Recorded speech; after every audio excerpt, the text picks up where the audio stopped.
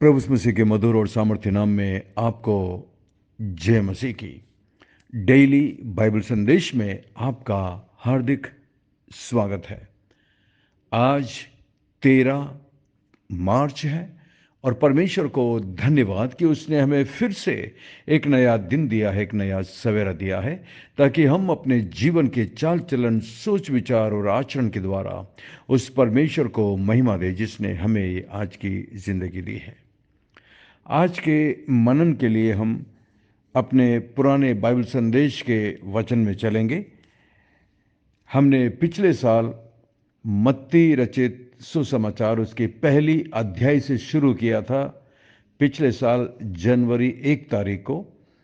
और आज हम पहला तीमुथियुस 4 अध्याय पर पहुंचे हैं।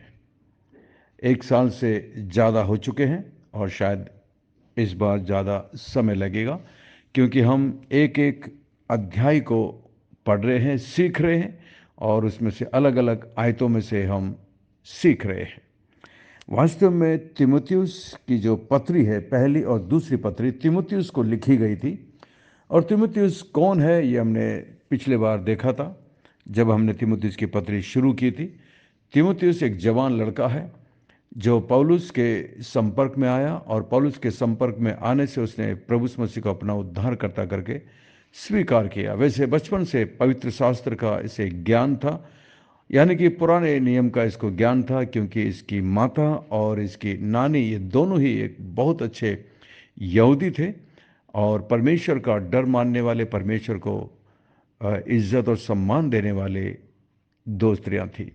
लेकिन इसके जो पिता थे वो एक यूनानी थे, और इसलिए तीमुथियुस के पास एक अच्छा मौका था कि वो दोनों के बारे में, यानी कि प्रभु यीशु मसीह के बारे में, परमेश्वर के बारे में, पुराने नियम के यहोवा के बारे में, और उसके साथ साथ क्योंकि इसके पिता एक यूनानी हैं, तो यूनानी मानने वाले लोग विभिन्न धर्मों को जानने वाले थे, विभिन्न धर्मों को इज्जत सम्मान करते थे, अलग अलग प्रकार के देवी देवताओं की पूजा करते थे।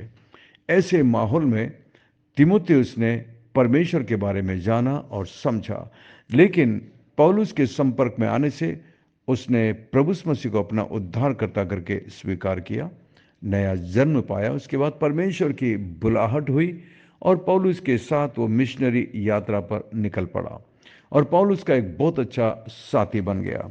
और उसके बाद अंत में पौलुस तीमुथियुस को इफिसियों जाने के लिए कहते हैं, जहाँ पर एक छोटी सी कलीसिया है, कुछ लोगों का झुंड है जिन्होंने पौलुस के द्वारा वचन को सुना, प्रभु यीशु मसीह के बारे में जाना और उद्धार पाया, और वहाँ पर एक कलीसिया की स्थापना हुई।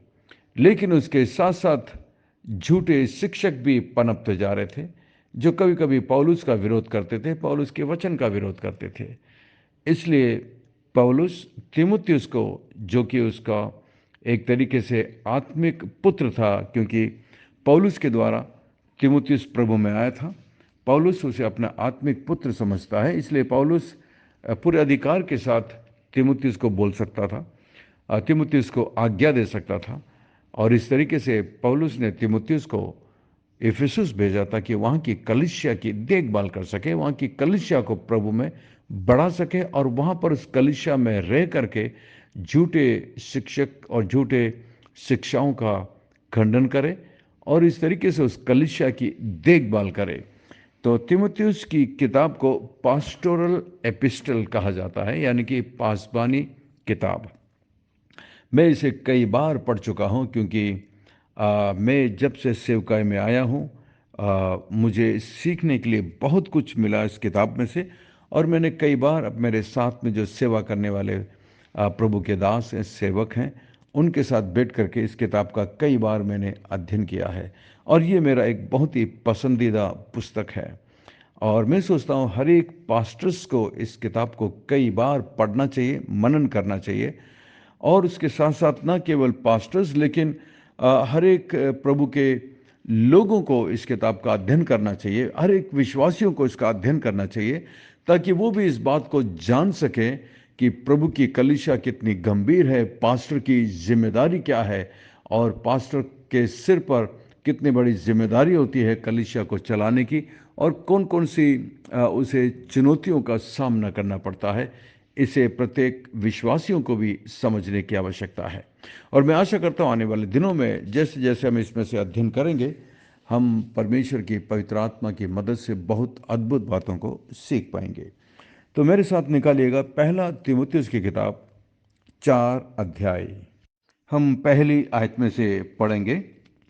यहाँ पर लिखा हुआ है, परंतु आत्मा स्पष्टता से कहता है कि आने वाले समयों में कितने लोग भरमाने वाली आत्माओं और दुष्ट आत्माओं की शिक्षा पर मन लगाकर विश्वास से बहक जाएंगे।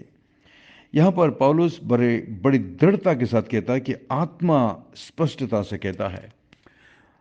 वास्तव में पौलुस जो कुछ लिखता है पवित्र आत्मा की प्रेरणा से लिखता है, और इसलिए वो इस बात को कह सकता है कि आत्मा स्पष्टता से कहता है, पवित्र आत्मा इस बात को कहता है। और वास्तव में पवित्र आत्मा के द्वारा ही लिखा गया ये वचन है जो आज आपके और मेरे हाथों में है। यानी कि परमेश्वर, पवित्र आत्मा, प्रभु मसीह, ये उसका संदेश है। और आत्मा स्पष्टता से कहता है कि आने वाले समय में कितने लोग भरमाने वाली आत्माओं और दुष्ट आत्माओं की शिक्षा पर मन लगाकर विश्वास से बहक जाएंगे। वास्तव में जब पौलुस इस बात को लिख रहा था, उसके जमाने में ऐसी बातें देखने को मिलने लगी थी, ऐसी बातें होने लगी थी। तो जरा सोचिए आज ये कितना ज़्यादा फैलता जा रहा है। ऐसी बहुत सारी कलिसियाँ हैं, ऐसी बहुत सारे मसीही झुंड है जो सचमुच में विश्वास से बहक गए हैं। कैसे? क्योंकि उन्होंने झूठी शिक्षाओं पर मन लगाया है। मेरे चर्च में एक विश्वासी चर्च में आने लगे हैं और वो काफ़ी समय तक किसी दूसरे चर्च में जाते थे, और वास्तव में उन्होंने उद्धार हमारे चर्च में पाया, परंतु किसी कारणवश वो चले गए थे और किसी दूसरे चर्च में शामिल हो गए थे। और अब वो काफ़ी सालों के बाद हमारे चर्च में वापस आने लगे हैं। एक बार चर्च में जब गवाही का समय था तो उन्होंने गवाही में इस बात को बताया कि किस तरह वो झूठे शिक्षा के द्वारा बहक गए थे, विश्वास से बहक गए थे। झूठी शिक्षाओं पर वो मन लगाने लगे थे। उनके परिवार, उनके बच्चे, उनकी पत्नी झूठे शिक्षा की गिरफ्त में आ गए थे। अंत में उन्हें समझ में आया कि जो शिक्षा हम सुन रहे हैं वो बाइबल के खिलाफ है, बाइबल में है ही नहीं है।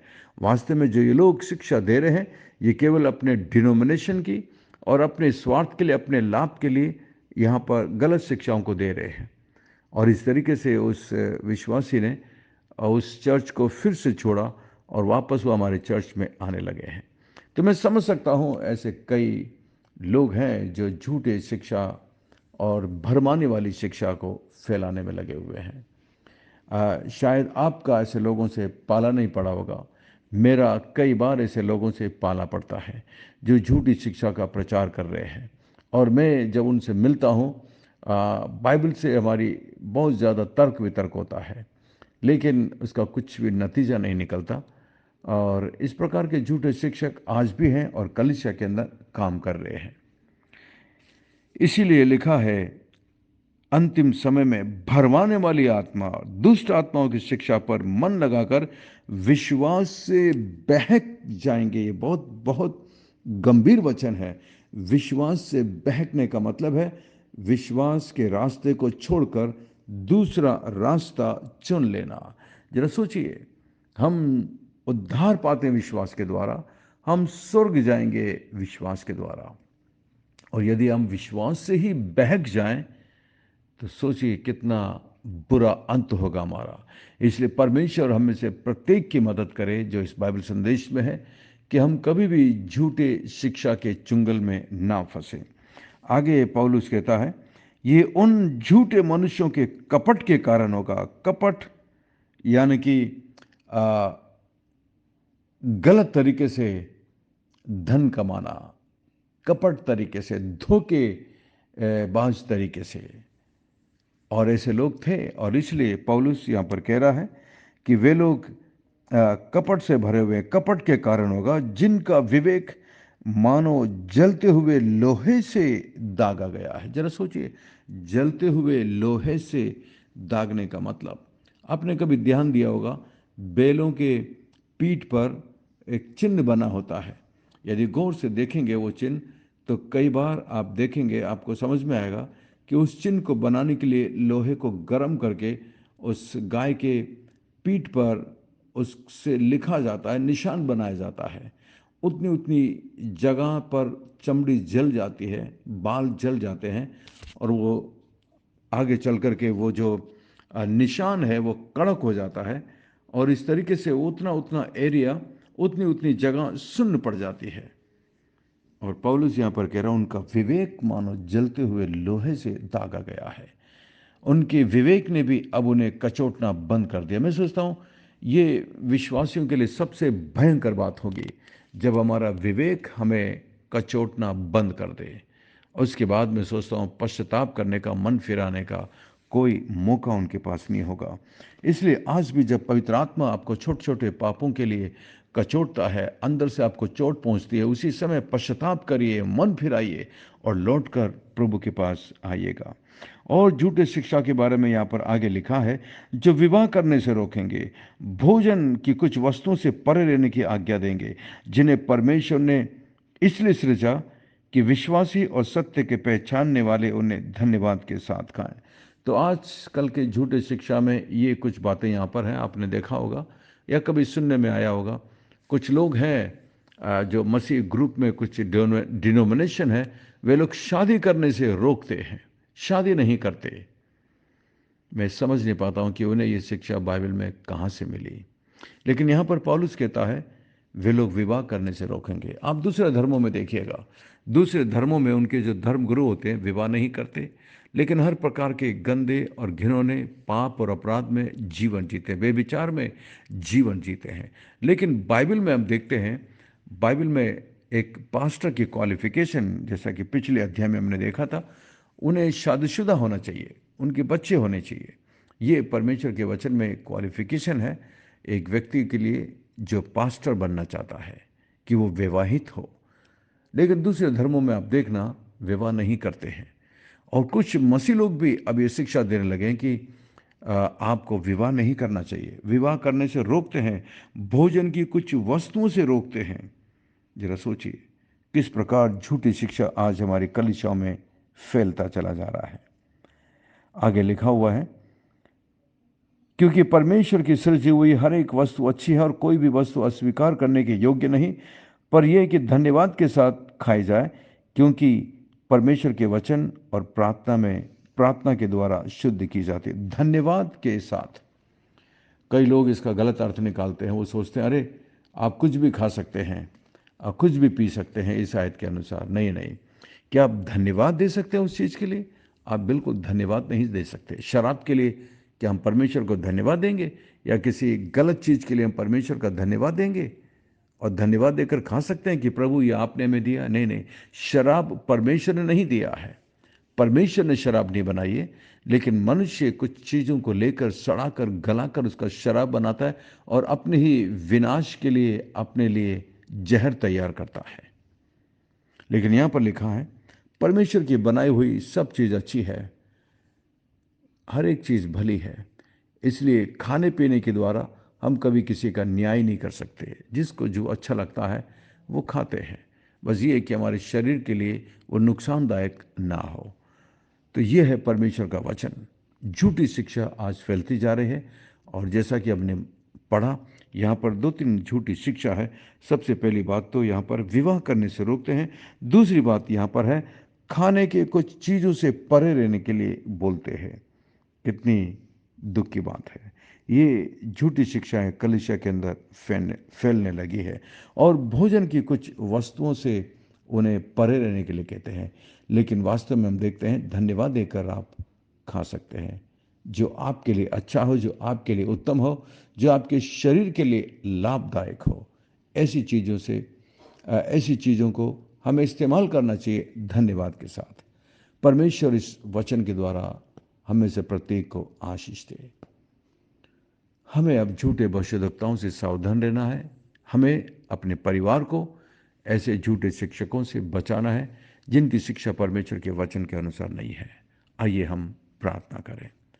स्वर्ग में विराजमान जीवित और जिंदा परमेश्वर, अनुग्रहकारी दयालु पिता, विलंब से कोप करने वाले अति करुणा में परमेश्वर, धन्यवाद, धन्यवाद, धन्यवाद प्रभु जी, आपके पवित्र वचन के लिए। जो कुछ आज हमने सीखा है, हमारी मदद करिए ताकि हम इसके अनुसार जीवन बिता सके। हर एक प्रकार की झूठी शिक्षाओं से हम बचकर, हर एक प्रकार की झूठी शिक्षाओं से परे रहकर आपके लिए, आपको प्रसन्न करने वाला जीवन हम जी सके।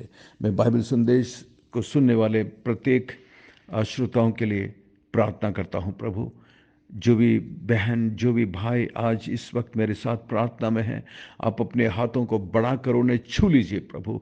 कोई भी तकलीफ, कोई भी बीमारी जो उनके शरीर में है, उसे पूरी तौर से चंगाई देना मान परमेश्वर।